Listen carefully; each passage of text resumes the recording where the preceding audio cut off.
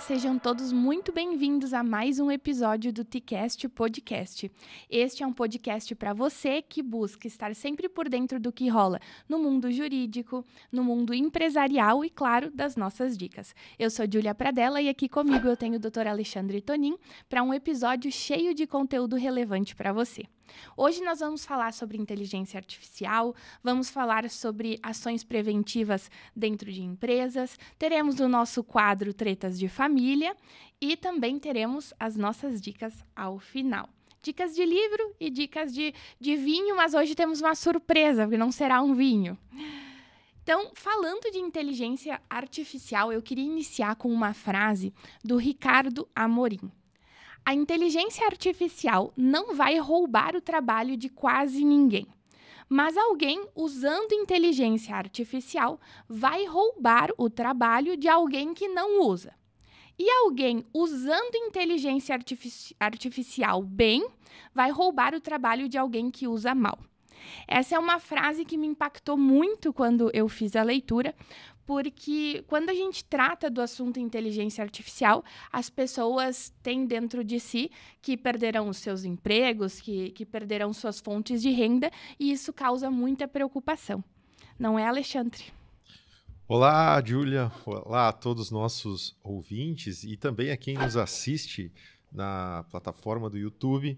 Sobrevivemos ao primeiro episódio, né? Estamos já no nosso segundo episódio aqui do TCast.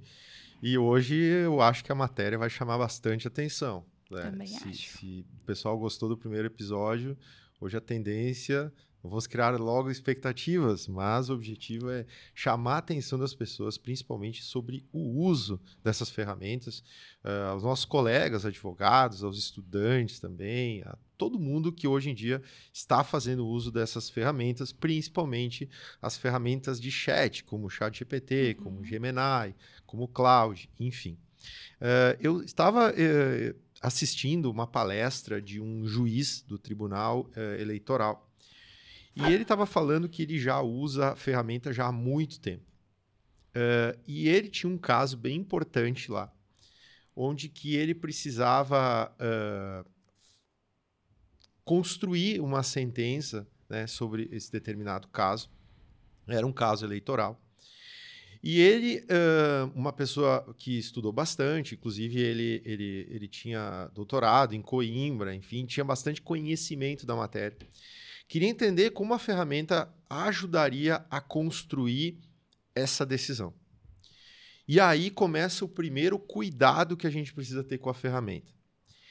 A ferramenta, tá? No caso o ChatGPT, já o ChatGPT 4, ele, em determinado ponto, ele pede para que ela construa o raciocínio, né?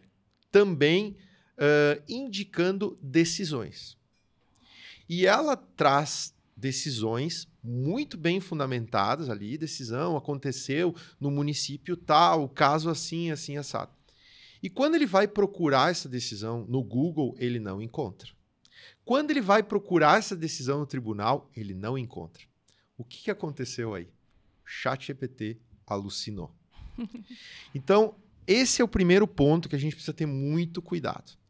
E eu falo não só quando a gente vai construir, mas também quando a gente vai analisar. Nós vimos recentemente, que rolou nas redes sociais, eu até postei isso, que um juiz utilizou o ChatGPT para tomar uma decisão e não tirou a parte do copia e cola, lá, aquela partezinha que fala da transcrição, lá, enfim, né? E ficou. Então, obviamente que as pessoas já conseguiram perceber que foi uma decisão construída através da plataforma.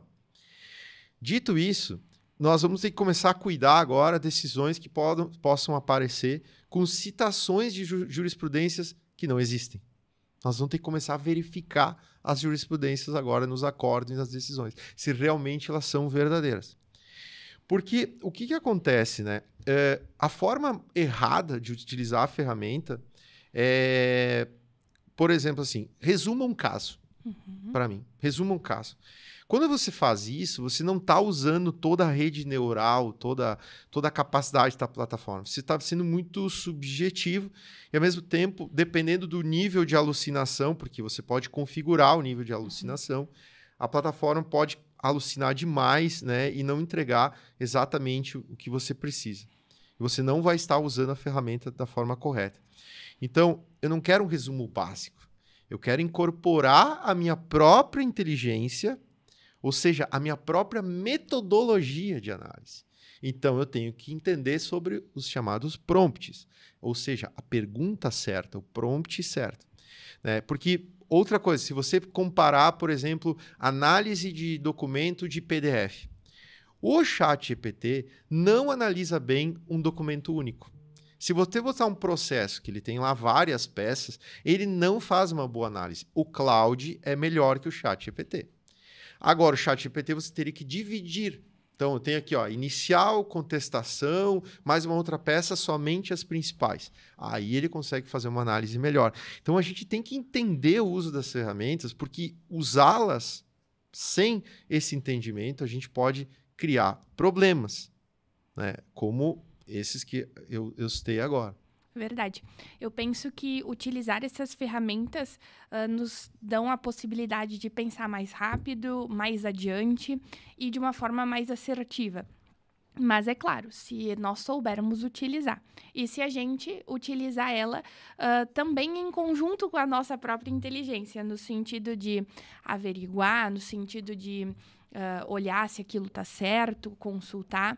E muita gente então diz, mas eu acabo utilizando essa ferramenta e eu tenho um retrabalho porque eu peço para ele fazer a análise ali do caso para mim, mas aí eu tenho que ficar conferindo tudo, eu tenho que ficar olhando se aquela jurisprudência é a certa, eu tenho que verificar se ele não modificou alguma coisa dentro, se eu vou colocar lá um texto já pronto e peço uma revisão do texto, se ele não vai modificar o sentido das coisas. E aí que, na minha opinião, entra a questão da preguiça, porque todo mundo diz assim, as ferramentas vão nos deixar mais preguiçosos, né?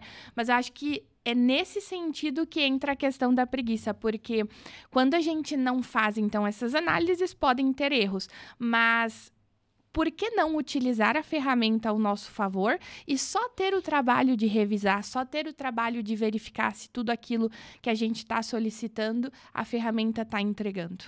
Se eu não sou um expert em medicina, não é o ChatGPT que vai me transformar num médico. Essa é a primeira premissa. Porque eu não vou saber dar os melhores prompts e não vou saber fazer a análise correta se a resposta está construída da forma correta. Então, não queiram se tornar expert só com o ChatGPT. Ele não é para isso. Se você pensar o seguinte, a inteligência somos nós. Ela é a inteligência artificial. E ela está parada.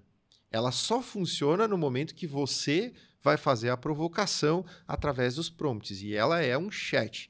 Às vezes a primeira resposta não é a melhor. Talvez a segunda ou a terceira seja a melhor resposta. Então você tem que aprender a utilizar nesse formato, né? Para buscar sempre a melhor resposta, sabendo que você está tratando de um assunto, né? Aqui a gente está falando de uso profissional, no qual você já é expert, né? E você vai utilizar para melhorar o seu nível de eficiência, mas não para ela resolver o problema sozinho, porque aí você pode ter problemas, né? A gente falou agora vários questões sobre a alucinação, a gente também tem a questão de ferir privacidade de dados, né? Porque lembre-se que quando você colocar uma ferramenta, um processo, por exemplo, você coloca lá uma petição inicial, lá tem dados, tem o nome das partes, tem CPF, para onde que vão esses dados? Então, você também tem a responsabilidade, quanto à Lei Geral de Proteção de Dados no Brasil, a respeito sobre o seu cliente. Então, tem que ter muito cuidado com o que se coloca aí, né? A gente tem que ter uma cautela muito grande no uso disso. Cabe dizer que, para utilizar o chat nesse sentido de petições, o chat não precisa desses dados pessoais do cliente para nos dar retornos. Ele pode tratar o cliente só como autor, como reclamante, como requerente. Não precisa a gente colocar esses dados dentro da plataforma e para que ele nos dê a resposta que a gente busca. Então, se a gente já tirar esses dados na hora de colocar, nós vamos estar conseguindo respeitar a Lei Geral de Proteção de Dados, né? Porque a gente não sabe para onde é que vão todos esses dados que são colocados ali e entender, né, basicamente que a plataforma não precisa desses dados para nos dar as respostas que a gente busca. Mas é muito importante, a gente já utiliza essas ferramentas e isso tem facilitado muito o nosso dia a dia, no sentido de, como eu comentei antes, de pensar mais rápido, porque muitas vezes eu me deparo com coisas na ferramenta que eu jamais teria pensado sozinha. Até outro dia eu fiz uns stories e disse que o que eu sei, o meu conhecimento, ele, imagina, não sei nem se chega a 1% do que tudo aquilo que está, que o chat pode nos entregar. Mas a minha capacidade de analisar o que o chat coloca, de organizar essas ideias e construir a petição, aí eu tenho essa capacidade de fazer. Eu estava essa semana construindo um contrato, né? E aí eu pedi para ele construir o contrato para mim. Só que o contrato vem muito básico, né? Se você não dá os prompts daquilo que você quer, então assim, se você sabe o que você quer, você pede para a ferramenta, ela vai te agilizar o processo daquilo que você teria que ficar lá digitando, né? Eu tenho que ficar digitando esses pontos aqui. Agora, por exemplo, você precisa dar vários comandos sobre algumas questões, né? Eu quero uma cláusula de garantia, eu quero uma cláusula de proteção de dados, você precisa dizer isso. Ela não consegue fazer essa construção sozinha. Ela vai te entregar um modelo muito simples. E é como a gente disse antes, né? A gente quer o melhor, né? A gente quer o nosso... Então, eu quero usar ela como se fosse o meu melhor. Isso. E para isso eu preciso dar esses prompts. Então, por isso que a gente vem trabalhando, tanto eu quanto você, a gente vem fazendo vários cursos e estudando, né, já há um bom tempo essa utilização, para que a gente consiga extrair o máximo. E aí, então, né, entrar na frase dita ali pelo Ricardo Amorim, que foi bem interessante. Um monte de gente repostou isso, né? A gente pode utilizar ela, né, para roubar o trabalho de quem usa mal. Exatamente. Exatamente. E aí, falando em inteligência artificial, a gente entra em várias áreas do direito que pode ser utilizada, como, por exemplo, a área empresarial, né? A área trabalhista das empresas. Porque se tem uma coisa que preocupa muito o empregador, são processos trabalhistas, né? E não só preocupa, mas como estressa também. Porque só de pensar na possibilidade de existir algum processo, o empregador já dá um passo para trás. E existem vários caminhos onde a gente pode trabalhar as prevenções na área trabalhista, no sentido de evitar processos, e não só trabalhistas, né, mas em outras áreas também, tributários, processos cíveis de responsabilidade, indenizações. E então nós temos uma responsabilidade na questão preventiva. Eu penso que como as empresas devem olhar para isso como uma forma de responsabilidade, primeiro, para adequar o seu ambiente de trabalho, e segundo, para evitar os riscos, né, evitar todos esses passivos trabalhistas. E dentro dessa prevenção, como a gente citou na inteligência artificial, existem ferramentas. E ferramentas de prevenção podem ser o regulamento interno, códigos de conduta, políticas internas, diversos documentos que podem ser aplicados dentro das empresas para que a gente, então, faça esse preventivo depois. Tem uma máxima que todo empreendedor fala, que é assim, na justiça do trabalho a gente sempre perde. E essa é uma máxima não verdadeira, né? Porque ela é baseada em talvez algumas experiências ruins, não nas experiências boas. A gente já tem vários casos de ações trabalhistas totalmente improcedentes, né? Ou seja, com base que a parte reclamada, né, no caso a empresa, enfim, tinha toda a documentação e tinha toda a argumentação de que estava correta. Então, quando a parte está correta, é muito difícil vai ter uma sentença que seja diferente do que uma improcedência. E qual que é o caminho para estar correto? Né? Porque muitas vezes, e aí vem o grande ponto, é que as empresas querem estar corretas, acham que estão corretas, mas não estão. A gente vê muito laudo, às vezes, laudo sobre grau de insalubridade equivocado, e a empresa acaba pagando um grau de insalubridade que não está correto. A gente vê muito pontos, né, fichas pontos que não são batidas corretamente. Não são analisados intervalos de forma Quando corretamente. existem. Quando existem, muitos não têm, né? Mas ela tem que seguir um horário. Ou a gente tem aquela de horário britânico, né? Todo dia ele entra às 7 da manhã, sai meio-dia, volta 1 da tarde, vai até assim. Ou seja, aquele horário que a gente sabe que não existe, né? A pessoa não tem como todos os dias estar às 7 da manhã. Então tem esse tipo de controle. E aí, né? Como é que a empresa pode dizer o seguinte? Eu quero me prevenir. Eu quero fazer uma análise. Existe como fazer isso? Existe. Nós temos como fazer, então, toda essa análise. Antes de entrar nas ferramentas, é importante que se faça todo um estudo daquela empresa para entender quais são as necessidades dela.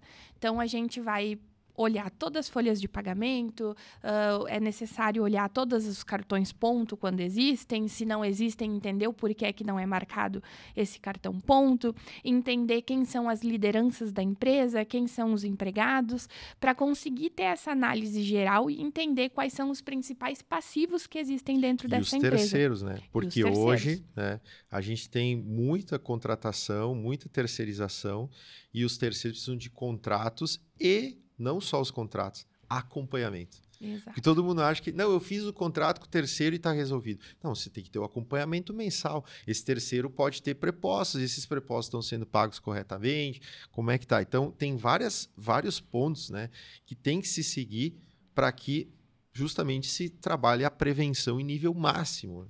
Isso. Eu gosto muito do que tu fala em relação aos contratos, né? Que os contratos nunca são feitos para que fiquem sempre iguais, para que passe 10 anos e seja utilizado o mesmo contrato.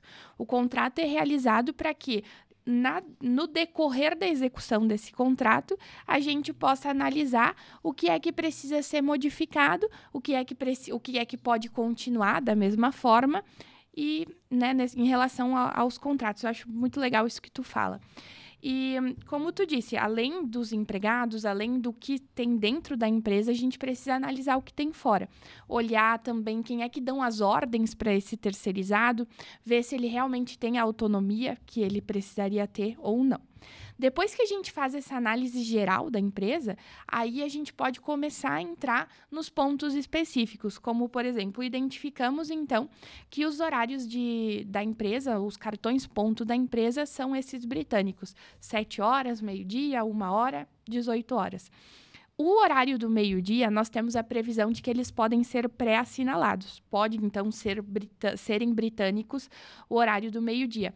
Porém, o horário de entrada e o horário de saída é humanamente impossível que todo mundo chegue exatamente naquele horário e saia naquele horário.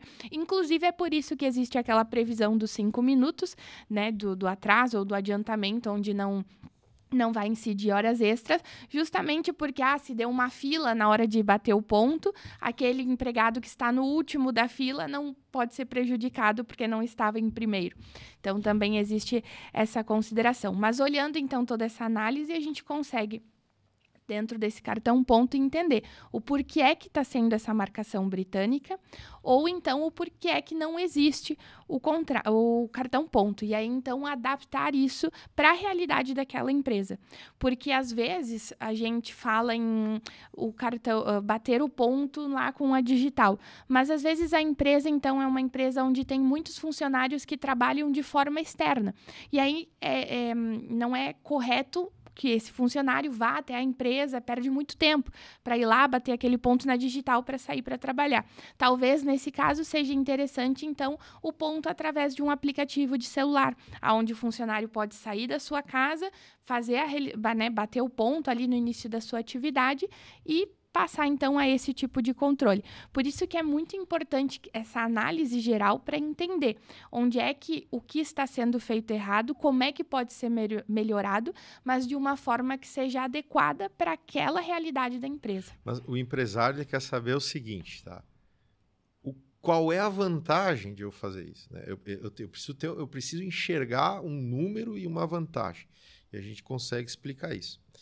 Porque ele diz, eu vou ter que gastar, vou ter que contratar um escritório de advocacia, um escritório de recursos humanos, um consultor, seja o que for, para fazer esse trabalho e fazer toda essa análise que a gente chama de um compliance trabalhista. Né?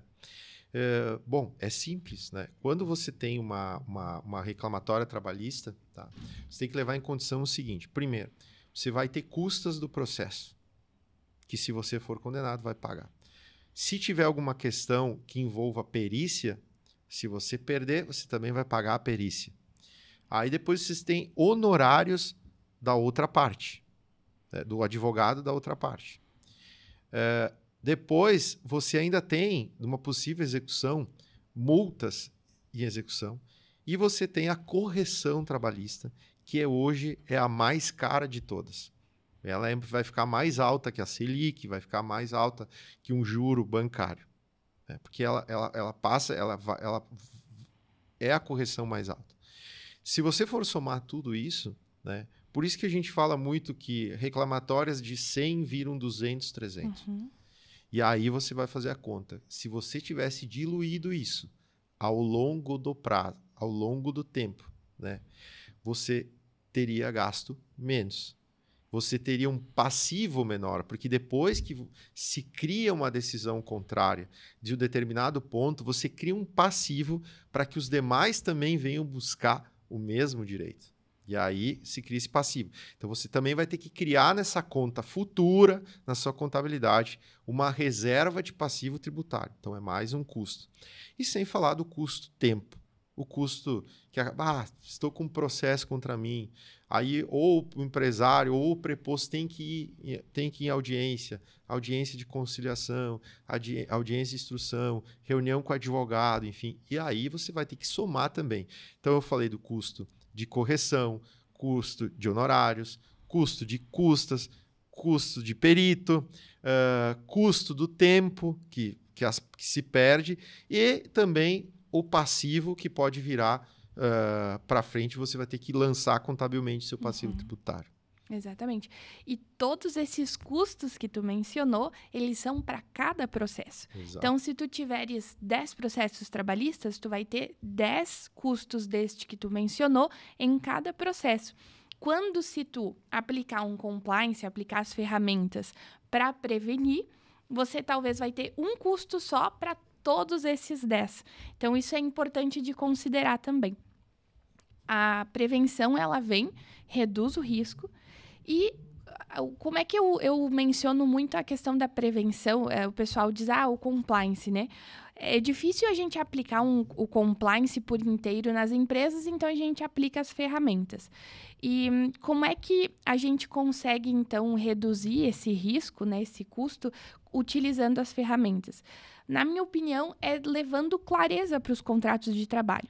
Porque muitas ações, às vezes, falam em adicional de... a pessoa tem lá uma função e acaba, então, tendo que realizar mais funções do que aquilo que ela foi contratada. Mas, às vezes, são funções que não têm um desgaste maior ou que não precisam de um conhecimento técnico maior e que acabariam se enquadrando dentro de uma função. Daquela função para a qual foi contratado. Só que se isso não está escrito no contrato de trabalho, a gente acaba tendo ali uma possibilidade desse pagamento, desse plus a mais salarial por essas outras funções exercidas. Então, é levar clareza para dentro dos contratos, para dentro de um regulamento, para que o funcionário entenda quais são as regras daquela empresa e, consequentemente, entenda o que é que precisa ser feito, assim como a empresa também saiba quais são os limites dentro daquele contrato.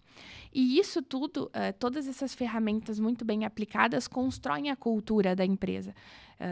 Com pessoas que saibam aplicar, com pessoas que entendem como é que elas funcionam, a gente constrói a cultura da empresa, fazendo com que as pessoas consigam, né, os trabalhadores ali, consigam se sentir mais pertencentes àquela organização, àquela empresa, e tenham essa vontade de demandar né, através de processo trabalhista de uma forma reduzida.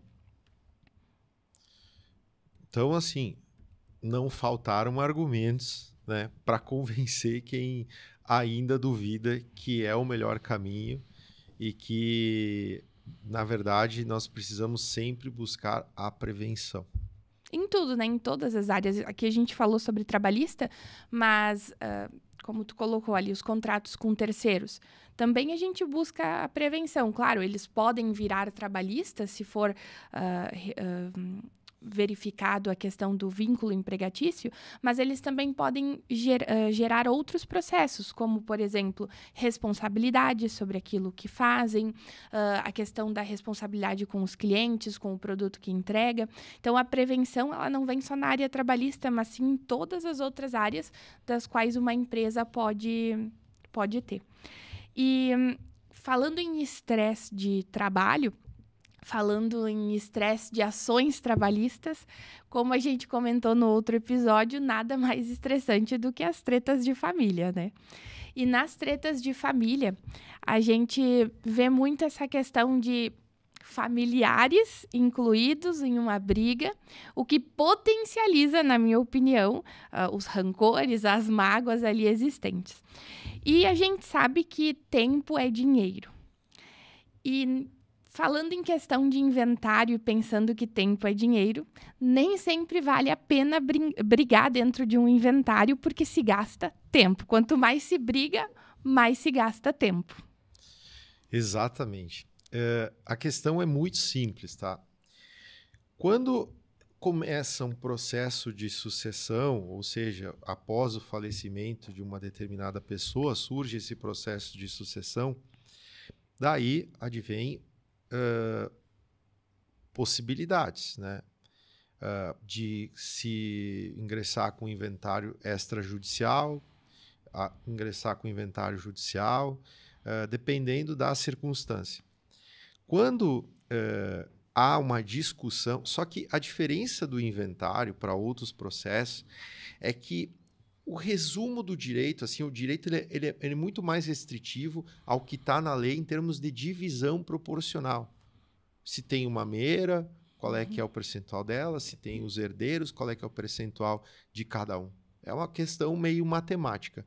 Claro que se há uma questão assim, não foi colacionado um determinado bem, ou alguma coisa discutível, seria uma situação. Mas vamos falar de uma situação comum, onde que todos os bens estão postos ali, todos os herdeiros estão postos aí, e se bastaria fazer uma divisão proporcional a cada um. E alguém diz, não é bem assim, e começa a discussão judicial. Quando você vai para uma discussão judicial, nesses casos, aí não é só o tempo é dinheiro, é todos os outros gastos que também são dinheiro. Vamos tentar esmiuçar isso. Primeiro deles, custas. Se você pegar um processo, mais ou menos, sei lá, um patrimônio de 5 milhões de reais, fictício, você vai pagar hoje, nos valores de 2024, de custas judiciais, pelo menos o mínimo, que deve ser, aliás, o teto, que deve ser 1.000 RCs, que hoje passa de 50 mil reais. Se você fizer esse mesmo processo no cartório, você gasta menos de 30. Então, só ali já há uma economia de mais de 20 mil reais. Só por optar por fazer no cartório extrajudicial. Falando aqui do Rio Grande do Sul, tá? Porque a cada estado também pode ter alterações, tanto nas custas judiciais como nos cartórios. Depois, se eu continuar em juízo e eu tiver uma discussão com os outros herdeiros, pode ser que algum deles levante a questão de quem deve ser o inventariante que toca o processo. Se o juiz entender que há algum problema, ele nomeia o inventariante dativo. O que acontece? Esse inventariante dativo possivelmente vai receber de 3% a 5% do patrimônio. Então, você teve já aquela economia lá, agora você teria mais esse custo no pagamento do inventariante dativo. Além disso, você vai ter o custo do dinheiro no tempo. Porque os bens parados, eles acabam gerando bens imóveis, tem IPTU, tem luz, etc. Reformas. Possíveis reformas, manutenção. Os bens móveis, veículos, vão depreciando, né? Porque tem a atualização da tabela FIP.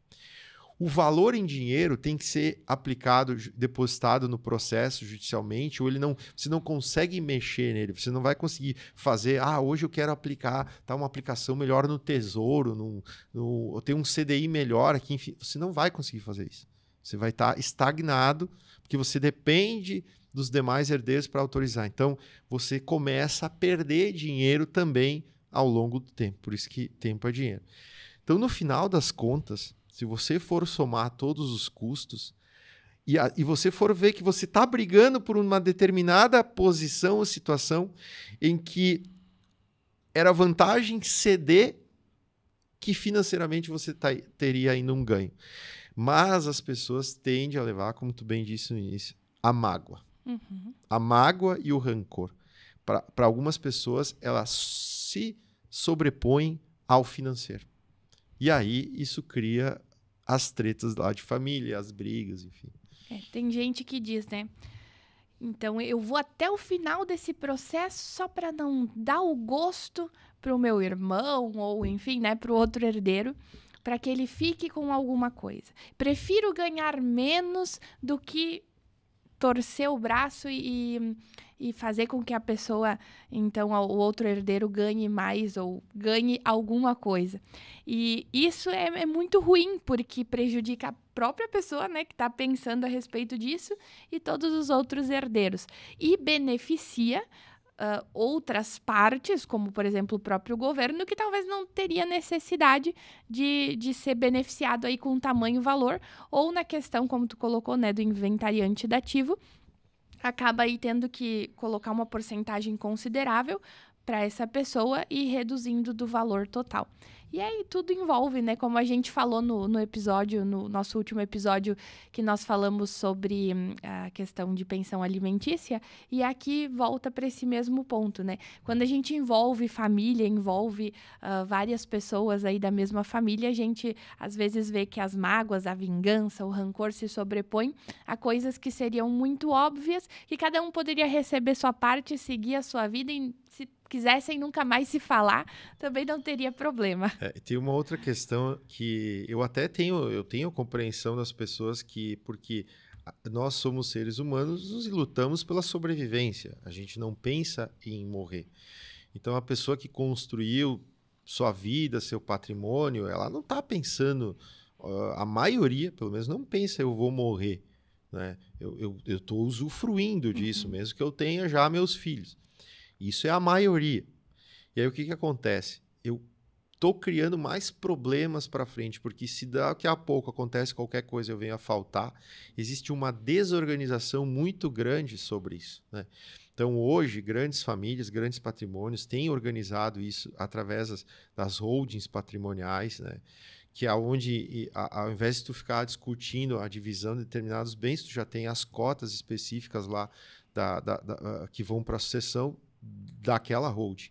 E, inclusive, com possibilidade de acordo de sócios, né? Que aí você limita a possibilidade de novas entradas, né? Que não sejam aquelas que são realmente do principal seio familiar ali, né? E daqui a pouco se criar uma nova discussão, porque a gente sabe, né? É inevitável, né? Você é o patriarca da família.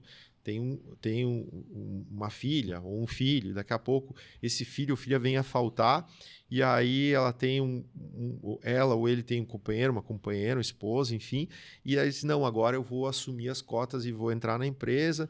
Essa pessoa, ela é desse seio familiar, só que quando uma dessas partes ela deixa de existir aqui no mundo físico, o que acontece? Essa outra parte pode construir uma outra família, com outra pessoa, que não está mais naquela cultura familiar. E isso pode começar a gerar problema para todo o sistema. Né? Então, para o sistema conseguir se manter estável, ele precisa ter regras. Né? Por isso que essa forma também ajuda muito a evitar esses problemas. E essa tua frase, né, de que para o sistema funcionar ele precisa ter regras, a gente consegue colocar em tudo que a gente já falou aqui hoje, como na questão empresarial, como na questão da inteligência artificial e agora na questão de família. O como é importante para fazer o sistema funcionar, nós termos um regramento muito claro e muito específico para todo mundo que esteja ali envolvido. Relacionado a essa parte de regras, a gente tem a dica do nosso livro de hoje, que é o Novo Gerente Minuto. Vai ficar aí na tela para vocês. Tinha um Gerente Minuto e agora tem uma atualização que é o Novo Gerente Minuto, do Spencer Johnson. Isso aí. Então, eu li os dois, viu? Eu li só o Novo Gerente. Eu li o Gerente e o Novo Gerente. Isso aí, eu li o Novo Gerente Minuto no Clube do Livro que nós participamos. Aliás, às vezes eu digo assim, eu li o livro, mas nem sempre eu leio o livro. Eu escuto. Hoje, com a possibilidade que a gente tem dos audiobooks, frequentemente, como estou sempre na estrada, viajando, enfim, eu escuto bastante livros, né? Claro, não é o ideal, né? O ideal para o leitor seria, primeiro, ele botar o audiobook e ler o livro junto. Porque aí todos os seus sentidos estariam ativados para melhor compreensão. Esse é o primeiro ponto. Segundo ponto, anotar. Né? E depois sabe que a gente tinha aquela planilha lá na nossa comunidade, que eu tinha montado essa planilha, onde que usava 4 cores de canetas e cada cor depois ia para uma planilha específica. Para quê? Para você ter banco de conteúdo, né? Então, daqui a pouco, eu queria falar sobre tal assunto, eu li naquele livro. Aí eu ia lá no meu banco de conteúdos, isso aqui são coisas para fazer, isso aqui são dicas importantes, isso aqui são citações, já tinha isso dividido. Aí você vai conseguir extrair o melhor do livro. É isso aí. E o Novo Gerente Minuto, ele fala justamente na questão da melhoria dos contratos de trabalho nas empresas. Porque a gente sabe que o mundo mudou, as regras e formas como eram realizadas as condutas dentro das empresas de antes já não servem mais agora. Nós temos uma nova geração onde que as pessoas se preocupam mais com o seu próprio bem-estar do que ter ali 10 anos de carreira dentro de uma empresa. A mudança de empregos é algo muito repentino, muito rápido. A pessoa hoje está aqui, amanhã ela pode não estar, e isso é algo que vem se tornando realidade com muita facilidade. E aí o livro ele nos apresenta alguns pontos para que a gente consiga consolidar aí uma boa liderança dentro da empresa para também tornar aquele contrato, para tornar aquele ambiente de trabalho melhor para aquele que está trabalhando. E aí o livro ele fala sobre metas, fala sobre elogios, repreensões, liderança, e isso me remeteu ao que nós conversamos há um tempo atrás sobre os feedbacks, que aí eu lembro que tu colocou assim que tu gosta muito de receber feedbacks, né? E esses pontos do livro, ele comenta que tem que ser realizados com rapidez e também de forma assertiva. Na verdade, eu fiz um curso de desenvolvimento pessoal onde que a gente tinha que repetir a seguinte frase: eu amo feedback, eu amo receber feedback, porque no geral a gente não gosta muito de receber crítica, né? Só que quando a gente entende, né, porque uma grande parte das críticas não são construtivas. A gente vive num ambiente de redes sociais hoje que a gente vê lá uma determinada postagem, tem um monte de gente criticando coisas nada a ver. Agora, quando é uma crítica positiva, que é o que o livro explica, né? A repreensão minuto, né?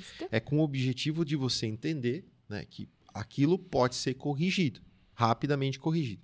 E o interessante é o contexto como ele trabalha repreensão minuto e elogio minuto.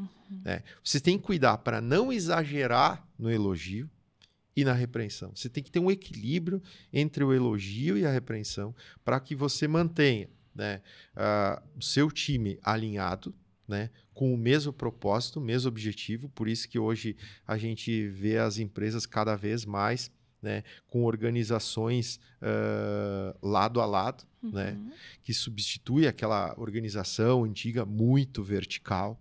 A gente vê um processo mais horizontal, as pessoas, dependente do cargo, atuando nas tomadas de decisões, né? Às vezes até importantes. A gente hoje vê aquela metodologia de design sprint, né? Que se pega lá hierarquias diferentes da empresa, do presidente, até a hierarquia mais inferior, trabalhando junto no desenvolvimento de uma solução rápida. Então, esse equilíbrio do elogio, eu acho que é uma parte assim, bem importante do livro. Nessa parte de liderança que ele fala, eu também acho interessante que ele coloca que é um dever do líder também entender como é que aquele funcionário deve ser tratado. Porque existem pessoas que recebem feedbacks de forma melhor, tem outras que recebem de uma forma um pouco mais desconfiada, tem gente que precisa de uma orientação ali a todo momento, estando em cima, tem gente já que prefere trabalhar sozinho e apenas apresentar o resultado quando for necessário. Então, também cabe ao líder observar isso e entender como é que ele deve agir. E tudo isso de forma sucinta dentro desse minuto que ele coloca, que é para evitar os exageros e conseguir tornar esses contratos cada vez melhores, mais efetivos e com mais duração, que é o que hoje a maioria das empresas reclamam quando eles falam que não existe mão de obra para trabalhar, porque na verdade até existe a mão de obra, mas a mão de obra pequena, aquela que começa agora e daqui um mês já termina. Inclusive, eu fui questionada nessa semana por uma empresa da qual a gente atende justamente no quesito se existe a possibilidade de premiar um funcionário pela indicação de de outra pessoa para ocupar alguma vaga ali dentro da empresa e premiar esse funcionário para que essa pessoa que entre fique ali durante todo o contrato de experiência, que ela seja efetivada. E eu participei de uma palestra esses dias que também falava justamente sobre isso, o quanto tu precisa incentivar aqueles que estão dentro a trazer pessoas de fora, para que quando esses de fora entrem e comecem a trabalhar, não gere dentro da empresa aquele sentimento de vão ocupar o meu lugar, essa pessoa entrou porque eu vou ser substituído, e aí tu gera esse pertencimento e sentimento de todos juntos. Então, a indicação do nosso livro é o Novo Gerente Minuto. Vai ficar aí na tela para vocês olharem e conseguirem anotar. Se alguém quiser aprofundar essa questão sobre essa nova geração focada em analisar propósito, e isso não é papo de coach, tá? Sim. Vá no YouTube e digita o seguinte: Círculo Dourado de Simon Sinek. E assiste esse vídeo várias vezes. Eu assisti ele várias vezes. Que fala do comece pelo porquê. Porque isso tudo tem um sentido, uma explicação. Ele usa, por exemplo, assim, o exemplo da Apple como empresa e como funciona todo o processo. Então fica mais uma dica aqui, além do livro, Novo Gerente Minuto, vá no YouTube e escreva o seguinte: Círculo Dourado, Simon Sinek, e assista a palestra dele. Isso aí. Nós temos, então, mais uma dica para passar aí para os nossos ouvintes, telespectadores, que é a dica de vinho, mas hoje ela não vem com um vinho. Queres apresentar para nós? Então, para mudar um pouquinho, eu acho que, na verdade, ele não deixa de ser o vinho, né? Porque a base, né? Exato. A base de espumante, ele é o vinho, mas é uma espumante nesse rótulo belíssimo, né? Olhar de cima, o acabamento é fantástico, da Casa Eva de Flores da Cunha. E claro, a gente sempre fala de vinhos da Serra Gaúcha, né? A gente defende aqui, a gente é bairrista de falar dos nossos vinhos e nossos espumantes que têm cada vez mais qualidade, né? Muita qualidade, aliás. Todas as vinícolas vêm trabalhando para melhorar os seus produtos e hoje a gente não perde mais para ninguém. E é interessante a história da Casa Eva, que ela é uma vinícola de Flores da Cunha, é uma vinícola comandada por mulheres. Né? Sensacional. Vejam só, né? São 5 mulheres, né? São as irmãs e a mãe que já tinham essa vinícola, já que começou pela fundação do pai, enfim, e continuaram esse processo agora com essa vinícola focada nos vinhos finos, com esses rótulos maravilhosos, né? Que são na linha Sentidos. E os rótulos desenhados todos à mão. Exatamente.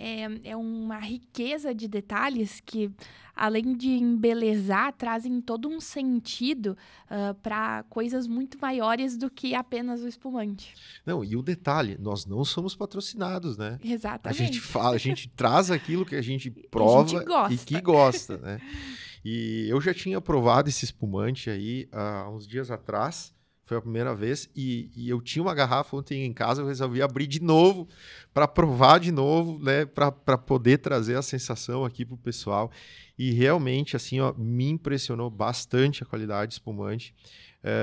Ele é um Pinot Noir Geralmente as pessoas conhecem mais o Pinot Noir por ser o vinho tinto, aquele, né? Que é um pouquinho mais clarinho, vinho levezinho, né? O pessoal até dá uma geladinha nele, né? Que ele fica muito bom. E esse Pinot Noir, então, ele acaba tendo essa coloração mais amarelo palha, assim, enfim.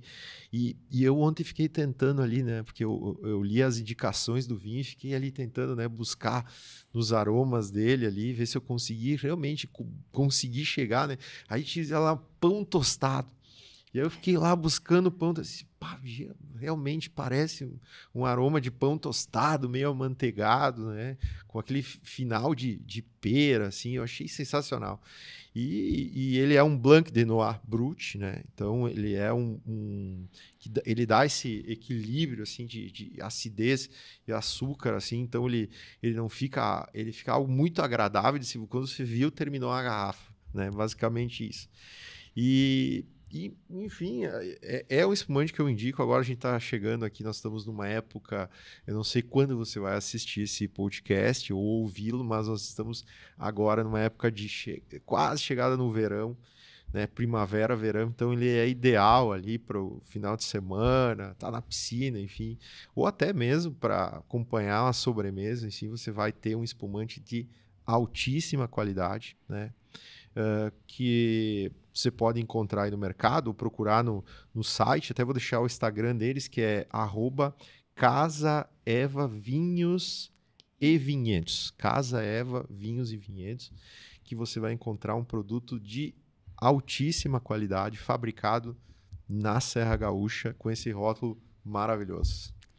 É isso aí. Então essa é a nossa indicação do podcast de hoje. Aproximar aqui um pouquinho da câmera para o pessoal que rótulo ver. Bonito, muito bonito. É lindo, lindo mesmo. Chama muita atenção, né? Então, esse foi o nosso segundo episódio. Sobrevivemos ao segundo episódio. Isso aí, já tô pronta para o terceiro. E a gente vai pedir o seguinte, pessoal. Agora é um pedido de coração. Compartilha esse vídeo, compartilha o link do Spotify, manda lá para os seus amigos, manda para o familiar que precisa ouvir essas dicas, seja da dica do livro, seja da dica do vinho, vocês que gostam de vinho. Você tem aí um problema na família, lá na empresa com a questão trabalhista, manda. Tá querendo saber mais de ferramentas de inteligência artificial, manda, compartilha. Segue a gente, segue no Spotify, clica lá, porque isso no sininho lá no YouTube, segue a gente no YouTube, curte. Se não curtiu também, pode descurtir, não tem problema. Se quiser comentar, comenta lá, mas nos ajude a divulgar isso, porque o nosso objetivo é espalhar o conhecimento. Exatamente. Conhecimento jurídico precisa ser espalhado, e não só o jurídico. Todos os outros que a gente traz também. Então esse foi o nosso segundo episódio e a gente te espera no terceiro. Tchau, tchau.